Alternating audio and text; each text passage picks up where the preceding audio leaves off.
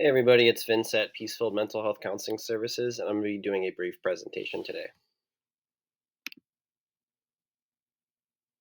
So, welcome to our weekly video presentation providing support and practical strategies on mental health related topics. At Peaceful, we help you with depression, low self esteem, anxiety, relationship issues, communication issues, chronic medical conditions, amongst other obstacles that individuals are facing. So I want to do an introduction to our founder of the company, Keisha Sando, and licensed mental health counselor.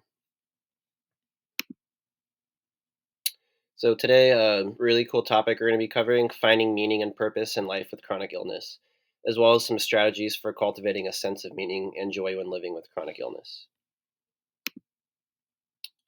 So first, really important, we want to go over like some reasons for loss of purpose and meaning with chronic illness. First one, big one, is loss of independence and control. Chronic illness can severely limit physical capabilities, which can erode a sense of autonomy and control over one's life. Another one, changes in identity and self-image. The illness itself can drastically alter how one views themselves, impacting their self-esteem and personal identity. Social isolation, social withdrawal can lead to feelings of loneliness and isolation. So not being able to kind of identify with others, kind of when you're living with your chronic illness or chronic disease. Grief and mourning. So diagnosis of a chronic illness often involves the grieving, the loss of health, the old self, any future plans you might have had prior to the diagnosis, which can lead to a sense of meaninglessness. So it's just a couple strategies I'm going to go over for finding meaning and purpose. Learning to respond positively to loss, reframing previous interests and exploring new ones, practicing mindfulness and gratitude, and adapting to limitations. So the first one I'm going to go over: responding positively to loss. So acknowledging loss, accepting the reality of your condition, and embracing changes in lifestyle. Easier said than done. Definitely takes, depends on the individual, upon the condition, and like the coping skills you kind of already have in play. But it's super important to be able to acknowledge that, um, the previous lifestyle or just, aspects of your life are going to inevitably change due to the diagnosis of your condition. Also, reframing experiences to focus on new ones, viewing the illness in a way that draws attention from loss, focusing on positive elements, abilities or things you enjoy doing that are kind of still at play after the diagnosis, and kind of like keeping your attention on that and kind of cultivating that. Finding lessons, so conceptualizing the condition as a learning opportunity for individuals to gain greater insight into themselves. The next one kind of goes hand in hand with the previous one. So, exploring interests and hobbies, reevaluating your previous interests and hobbies, taking into account your current abilities and limitations, exploring new interests. So, continually challenging yourself by learning new things, whether it's a hobby, a language, or a skill related to your career.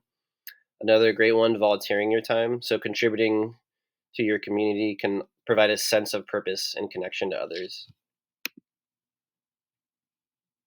Kind of like a practical strategy or example from that previous aspect. So, due to your chronic condition, you are no longer able to run 5 days a week. Reevaluating your current abilities and limitations to adjust your running schedule to 2 to 3 days a week. You can still run 2 to 3 days, but you're kind of aware that your current your previous like routine doesn't really match up with the reality of your condition.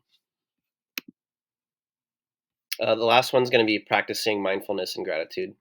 So, embracing mindfulness, being aware of your thoughts, feelings, and surroundings concerning your condition without judgment of yourself. So, kind of being nicer to yourself, accepting your condition, and kind of adjusting from there. Expressing gratitude. So, focusing on positive and meaningful relationships in your life, as well as cherishing the potential you still possess.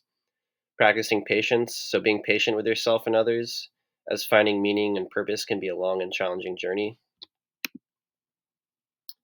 An example would be, experiencing anger and frustration with yourself that you're unable to hang out with your friends as frequently due to your condition.